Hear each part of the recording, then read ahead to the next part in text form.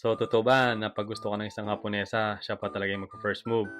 Teka lang, bago kayo umasa, relax muna tayo. Oo, totoo meron ganyan, pero hindi kasing common ng mga tulad ng iniisip ng marami sa atin. Actually, meron naman talaga. Pero huwag kayong mag-assume na lahat gano'n, Alam niyo sa tagal ko na dito sa Japan, mahigit 13 years na ako, bihira lang makarinig ng ganyang usapan. Alam naman ng mga iba diyan na nagba-bartender ako, so yung mga ganitong klaseng topic, yung mga usapan na ganito, madalas yan maging usapan sa bar. Ayun, marami na rin ako mga narinig na kwento. At isa pa, naging teacher din ako, kung di nyo alam. May mga estudyante rin mga nagkukwento sa akin. Pero personally ako nung naging teacher ako, may mga natatanggap rin akong madalas na mga letters mula sa mga estudyante ko. Pero alam mo yun, syempre estudyante sila, hindi natin pwedeng seryosohin. Parang yung tipong ano lang sa atin, mga bumabanat-banat. Kaya hindi ko natin pwedeng seryosohin talaga. Tsaka, alam mo yun, baka mag-ibang genre na, X tayo dyan. Baka makulong tayo.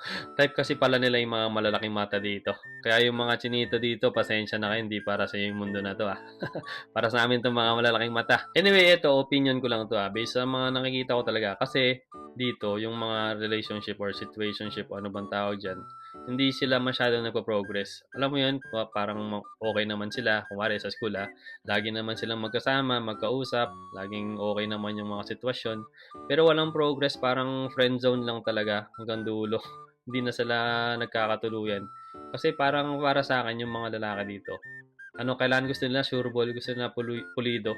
Parang ayaw nilang sumugal.